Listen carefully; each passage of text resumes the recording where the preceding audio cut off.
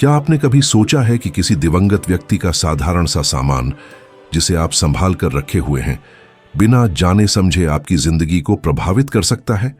यहां मैं तस्वीरों या प्रिय कपड़ों की बात नहीं कर रहा, बल्कि किसी और साधारण फिर भी नाजुक वस्तु की बात कर रहा हूं। पहली नजर में यह विचार अजीब या बढ़ा चढ़ाकर कहा गया लग सकता है, लेकिन जो लोग भौतिक और आध्यात्मिक दुनिया के बीच के संबंध का अध्ययन करते हैं, वे चेतावनी देते हैं कि कुछ वस्तुएं वास्तव में अदृश्य सेतु बन सकती हैं, ऐसी ऊर्जाओं या यादों से जिन्हें अब पीछे छूट जाना चाहिए था। यह कोई बचकाना अंधविश्वास नहीं है और न ही डराने वाली कहानी। एलन कार्डेक के अनुसार कुछ बंधन शारीरिक मृत्यु से टूटते नहीं हैं। आत्मा ऐसे लोगों, स्थानों या चीजों से जुड़ी रह सकती है जो उसके लिए अत्यंत महत्वपूर्ण थे, चाहे वह लगाव हो, प्रेम हो या पीड़ा। जब आप किसी ऐसी वस्तु को संभाल कर रखते हैं जो उस व्यक्ति के लिए बेहद महत्वपूर्ण थी, तो अनजाने में आप एक ऐसा द्वार खुला रख सकते हैं जो आपके वर्तमान को उसकी ऊर्जा से जोड़ता है। उस वस्तु के साथ आपका संपर्क, उसे छूना, देखना, याद करना उस बंधन को और मजबूत कर सकता है। आपकी भावनाएं उस दिवंगत व्यक्ति की स्मृतियों से घुल मिलकर एक ऐसा पुल बना सकती हैं जो हमेशा स्वस्थ नहीं होता। आपको हर समय कुछ अजीब महसूस नहीं होगा, लेकिन एक पल की उदासी या अकेलेपन में यह जुड़ाव और गहरा हो सकता है।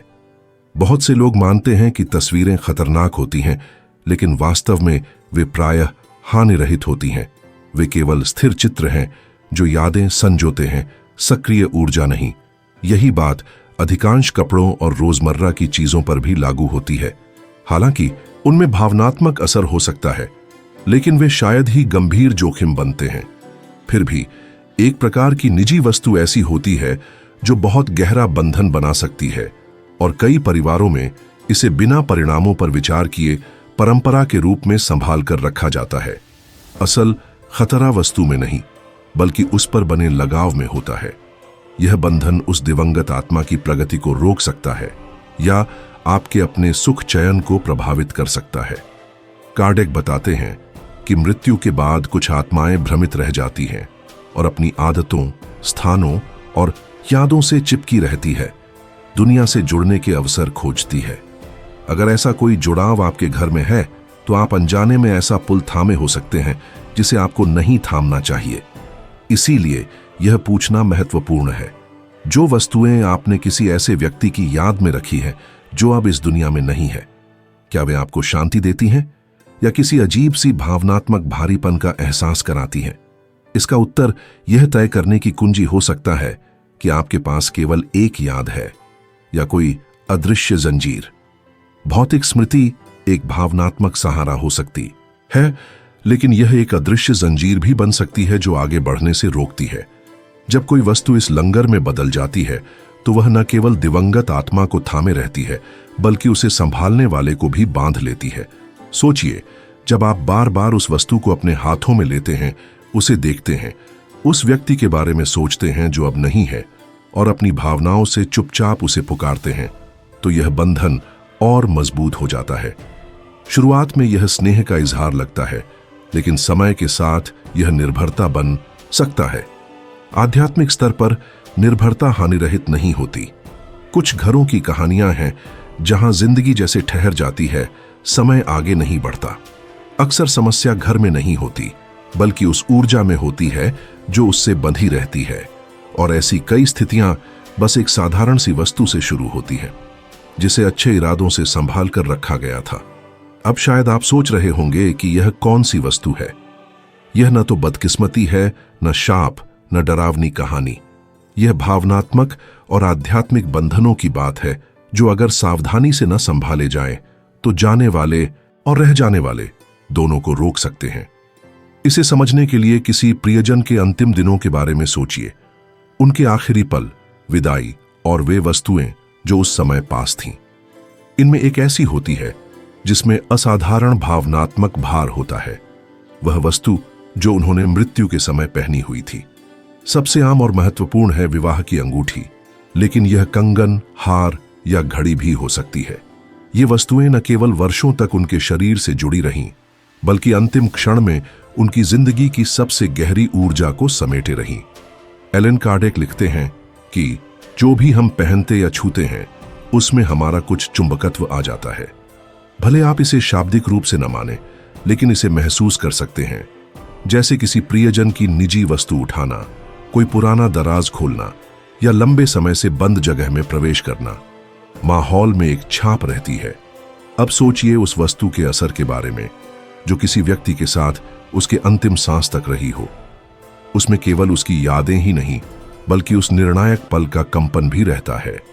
इसीलिए कई संस्कृतियों और परंपराओं ने मृत्यु के समय से जुड़ी वस्तुओं को विशेष सावधानी से रखने की सलाह दी है। कोई अपने जीवन साथी की अंगूठी संभाल कर रोज पहनता है, तो कोई पिता की घड़ी विरासत में लेकर कलाई पर रखता है, हमेशा जुड़े रहने के प्रतीक के रूप में। इरादा प्यार भरा है, तुम अब भी मेरे साथ हो, जो सुकून देता है। लेकिन आध्यात्मिक रूप से इसका दूसरा अर्थ भी हो सकता है। एक आत्मा जो अभी भी भौतिक दुनिया से मुक्त होने की प्रक्रिया में है, उसके लिए कोई भी पहचानने योग्य जुड़ाव, एक विचार, आंसू, प्रार्थना या निजी वस्तु ऐसा संकेत होता है जो उसे बांधता है। जब कोई उस वस्तु को पहनता है तो यह जैसे कह रहा हो, यह अब भी तुम्हारा है, मैं अब भी तुम्हें याद करता हूं, तुम अब भी यहां हो। यह सुकून दे सकता है, लेकिन आत्मा को आगे बढ़ने से भी रोक सकता है। हर मामला समस्या नहीं होता। अगर दोनों ओर शांति और विरक्ति हो तो वस्तु केवल एक प्रतीक बनकर रह जाती है। लेकिन अगर दर्द, याद या अत्यधिक लगाव बना रहे तो यह प्रतीक अब हानि रहित नहीं रहता। यह एक अदृश्य रस्सी बन जाता है जो जिंदगी को बहने से रोक देता है। और यहीं से इस सोच का सबसे असहज पहलू सामने आता है। अक्सर जो व्यक्ति किसी प्रियजन की वस्तु को अपने पास रखता है या साथ लेकर चलता है, वह यह मानता है कि वह उनकी स्मृति का सम्मान कर रहा है, लेकिन बिना इरादा किए भी वह उनके आगे बढ़ने में रुकावट डाल सकता है। यह वैसा ही है जैसे किसी को सीढ़ी चढ़ाने में मदद करने के लिए उसे बहुत कसकर पकड़ लेना। इरादा अच्छा है, लेकिन नतीजा उसके कदम रोक देता है। कुछ विरासत में मिली वस्तुएं एक अजीब सी अनुभूति देती हैं, जैसे उन्हें पहनने या इस्तेमाल करने पर सुकून से ज्यादा उदासी जाग उठती है। यह बोझ उस वस्तु के धातु या कपड़े में नहीं होता, बल्कि उसमें जमा वर्षों की भावनात्मक ऊर्जा में होता है। समाधान हमेशा यह नहीं होता कि सब कुछ त्याग दिया जाए। जैसा कि एलन कार्डेक कहते हैं, समस्या वस्तु में नहीं, बल्कि हमारे उससे जुड़ने के तरीके में है।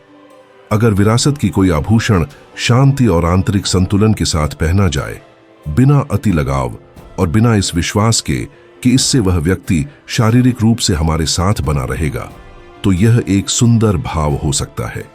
कभी कभी परिवार इन वस्तुओं को सालों तक बक्सों या दराजों में बंद रखते हैं, जैसे वे समय से अछूती यादों की कैप्सूल हों।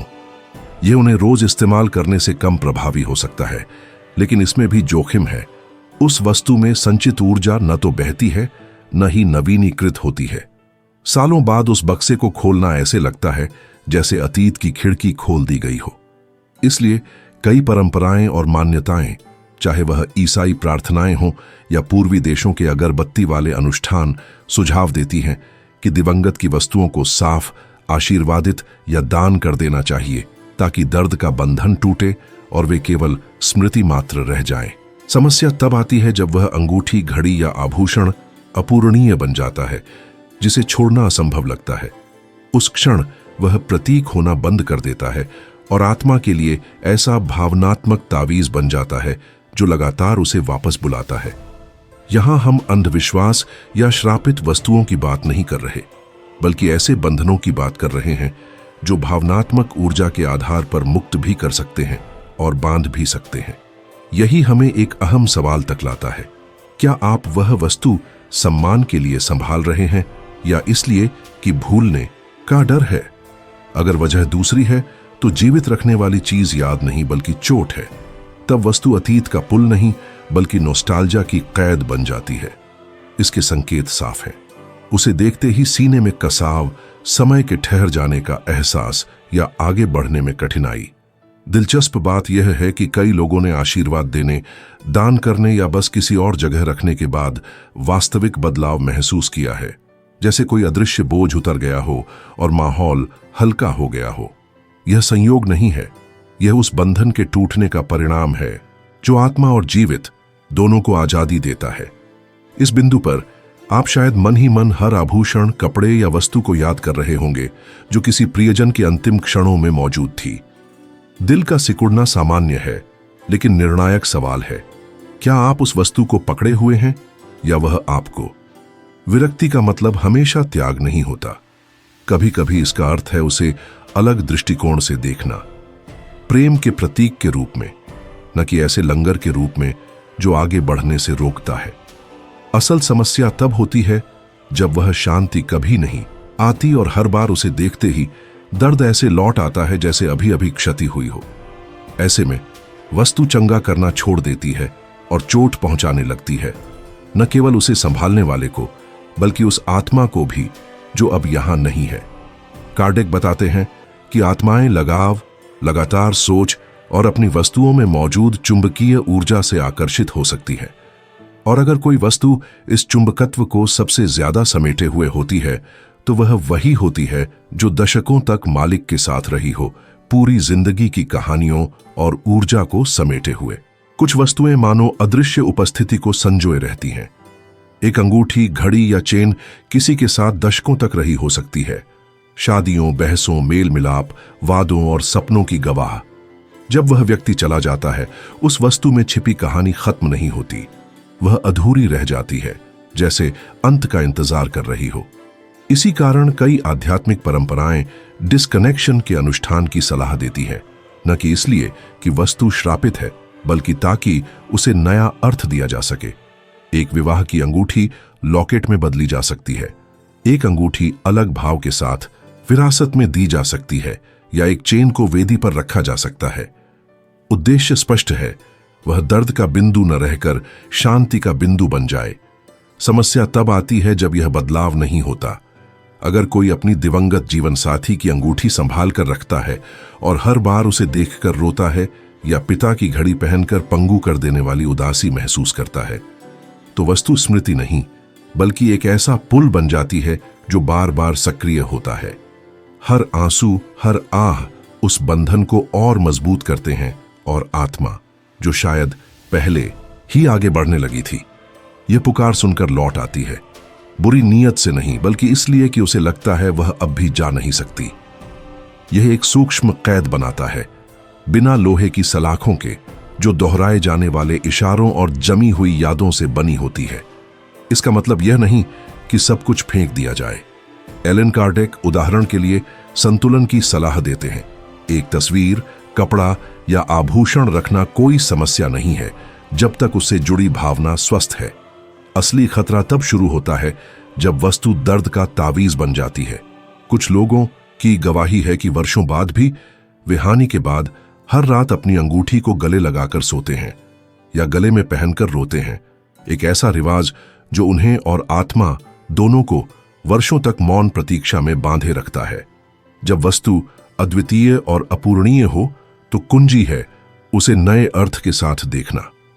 उसे आशीर्वाद दिया जा सकता है, प्रतीकात्मक रूप से धोया जा सकता है, किसी विशेष स्थान पर रखा जा सकता है, या किसी और को नए उद्देश्य के साथ सौंपा जा सकता है। जो स्वस्थ नहीं है वह है उसे उसी ऊर्जा में जमा करके रखना जिसमें वह विदाई के समय थी। प्रेम और आभार के साथ संभाला गया आभूषण स्नेह का प्रतीक बन सकता है, जबकि निराशा और आंसुओं के साथ रखा गया आभूषण दर्द की कैप्सूल बन सकता है। बहुत कम लोग यह समझते हैं कि इस प्रकार की वस्तुएं घर के माहौल को भी प्रभावित करती हैं। एक ऐसा घर जिसमें ऐसे ऊर्जा से भरे और कभी शुद्ध न किए गए सामान भरे हों, भारी महसूस हो सकता है, भूतों की वजह से नहीं बल्कि उन यादों और भावनाओं के कारण जिन्हें कभी मुक्त नहीं किया गया। हर बार जब ऐसे सामान वाला बक्सा या दराज खोला जाता है, स्मृति की ऊर्जा फिर से सक्रिय हो जाती है। यहीं से एक अदृश्य चक्र शुरू होता है। आप वस्तु को देखते हैं, उदासी महसूस करते हैं, बंधन को मजबूत करते हैं। आत्मा इस नॉस्टैल्जिया को महसूस करती है और पास आती है। आप उसकी उपस्थिति महसूस करते हैं और फिर रो पड़ते हैं। अलिप्तता कोई ठंडक या उदासीनता नहीं बल्कि प्रेम का एक कार्य है। किसी वस्तु को छोड़ना इसका मतलब भूल जाना नहीं, बल्कि उसमें फंसी हुई चीजों को मुक्त करना और अपने साथ साथ उस व्यक्ति की स्मृति को आगे बढ़ने देना है। मुख्य सवाल यह है, क्या आप उसे इसलिए रखते हैं कि वह आपको सांत्वना देता है, या इस डर से कि आप उसे छोड़ नहीं पाएंगे? अगर डर आपके फैसले को प्रभावित करता है, तो वह याद अब प्रेम का प्रतीक नहीं, बल्कि एक बोझ है जो आपको लगातार शोक में रखता है। यहां हम सबसे नाजुक बात पर पहुंचते हैं। सबसे ज्यादा बोझिल वस्तुएं आमतौर पर तस्वीरें या कपड़े नहीं होती, बल्कि वे होती हैं जो किसी व्यक्ति के अंतिम समय में सीधे उसके संपर्क में थीं, जैसे कि अंगूठियां, घड़ियां या चेन। ये भावनात्मक और आध्यात्मिक रूप से बहुत अधिक तीव्रता रखती है। सवाल केवल यह नहीं है कि वह वस्तु कौन सी है, बल्कि यह भी है कि उसके साथ क्या करना है। कभी कभी किसी ऐसी वस्तु को छोड़ना जो किसी न रहे व्यक्ति से जुड़ी हो आसान लग सकता है, लेकिन वास्तव में यह बहुत बड़ी हिम्मत मांगता है। यह केवल उसे बॉक्स में रखना या किसी और को देना नहीं, बल्कि आंतरिक स्वतंत्रता का गहरा कार्य है। एलन कार्डेक कहते थे कि सांसारिक बंधनों से मुक्त होना एक प्रक्रिया है जिसे न केवल जाने वाले को बल्कि रहने वाले को भी जीना होता है। जिस तरह आत्मा को भौतिक संसार को छोड़ना पड़ता है, वैसे ही हमें भी कुछ वस्तुओं को छोड़ना सीखना चाहिए जो अनजाने में दोनों को बांध कर रखती हैं। अलिप्तता का मतलब भूल जाना या सब कुछ छोड़ देना नहीं, बल्कि उस वस्तु का अर्थ बदलना है। उसे देखकर कहना, मैं उस कहानी का सम्मान करता हूं जो तुम रखती हो, लेकिन मुझे तुम्हें पकड़ कर रखने की जरूरत नहीं कि मैं महसूस कर सकूं कि वह व्यक्ति अभी भी यहां है। यह सुनने में आसान लग सकता है, लेकिन व्यावहारिक रूप में यह हानि के बाद सबसे बड़ी भावनात्मक चुनौतियों में से एक है। खतरा तब आता है जब हम इन वस्तुओं का उपयोग अनजाने में करते हैं। हर दिन दिवंगत की अंगूठी पहनना और दुख को दोहराना या उसे दराज में छुपाना क्योंकि दर्द का सामना करने से डर लगता है, बस उस विदाई के पल की ऊर्जा को जीवित रखता है। पहला कदम जागरूक होना है। उस वस्तु को देखें और खुद से पूछें, क्या यह मुझे शांति देता है? क्या यह एक सौम्य याद दिलाता है? या मुझे ऐसा लगता है कि यह एक बोझ है जो मुझे बांधता है? अगर यह शांति देता है तो संभवतः इसका अर्थ बदल चुका है, लेकिन अगर हर बार छूते ही वह चोट फिर से खुल जाती है, तो इसका मतलब है कि इसमें अभी भी बहुत अधिक भार है। ऐसे मामलों में कई परंपराएं, जिसमें आध्यात्मिक मान्यताएं भी शामिल हैं, प्रतीकात्मक शुद्धिकरण का सुझाव देती हैं। एक प्रार्थना, दिवंगत के सम्मान में एक मोमबत्ती या जोर से कृतज्ञता व्यक्त करना। कुछ लोग वस्तु को बहते पानी से धोते हैं, सोचते हुए विदाई के शब्द। कुछ उसे कुछ नया रूप देते हैं, जैसे अंगूठी को लॉकेट बनाना या चेन को कंगन में बदलना। महत्वपूर्ण यह है कि वह दर्द की याद से मुक्त होकर प्रेम का प्रतीक बने, लेकिन यह काम सच्चे मन से करना चाहिए। अगर आप डर के कारण करते हैं बिना छोड़ने की सच्ची इच्छा के, तो कुछ नहीं बदलेगा, क्योंकि खतरा वस्तु में नहीं बल्कि उस लगाव में है जो हम उस पर लगाते हैं। कार्डेक के अनुसार आध्यात्मिक जीवन हमारे विचारों और भावनाओं का प्रतिबिंब है, और इसमें हमारी यादों के प्रति हमारा व्यवहार भी शामिल है। अगर आप किसी आभूषण को देखकर कृतज्ञता महसूस करते हैं, तो आत्मा भी उसे समझती है और आगे बढ़ जाती है। लेकिन अगर आपको खालीपन या दुख महसूस होता है, तो वह भावनात्मक बंधन सक्रिय रहता है। शायद आपके पास भी कोई ऐसी वस्तु हो जो आपको महसूस कराती हो कि अतीत अभी भी वर्तमान में है। इसका मतलब इसे फेंक देना नहीं, बल्कि उसका अर्थ बदलना है ताकि वह हल्का हो जाए। जब आप ऐसा करते हैं तो कुछ बदलता है। शोक स्मृति में बदल जाता है, यादें नरम पड़ती हैं और शांति आती है। कई लोग कहते हैं कि जब उन्होंने छोड़ दिया तो उन्होंने न केवल जाने वाले को मुक्त किया, बल्कि खुद को भी। अगर अभी आप सोच रहे हैं मैं इसे छू भी नहीं सकता, तो यह ठीक है। अलिप्तता एक ऐसा प्रक्रिया है जो एक दिन में नहीं होती। पहला कदम है यह समझना कि आप क्या महसूस करते हैं और स्वीकार करना कि उस वस्तु पर बोझ है। फिर धीरे धीरे आप तय कर सकते हैं कि उसे कैसे बदलना है। ऐसी सोच भी मुक्ति का पहला कदम है, क्योंकि यह बिना सोचे समझे उसे इस्तेमाल करने या रखने की आदत को तोड़ता है। और जब बदलाव, सफाई, उपहार देने या अर्थ पुनः निर्धारण का समय आए, तो तो याद रखें कि यह केवल भौतिक कार्य नहीं है, यह आध्यात्मिक कार्य भी है। यह उस व्यक्ति से कहना है जिसे आप प्यार करते थे, मैं तुम्हें मुक्त करता हूं और खुद को भी। अंततः सच्चा प्रेम कभी पकड़ कर नहीं रखता, वह हमेशा छोड़ देता है। अगर इस संदेश ने आपको आपकी किसी वस्तु और उसके अर्थ पर सोचने को मजबूर किया है, तो आज उसे देखें, छुएं, सोचें कि उसमें कौन सी ऊर्जा है, और अगर लगे कि अब समय आ गया है तो कुछ करें, चाहे छोटा हो या बड़ा, उसका नया अर्थ देने के लिए। क्योंकि सबसे खतरनाक वस्तु वह नहीं जो किसी प्रिय से आई हो, बल्कि वह है जो आपको आगे बढ़ने से रोकती हो और दोनों के रास्ते को बंद कर देती हो।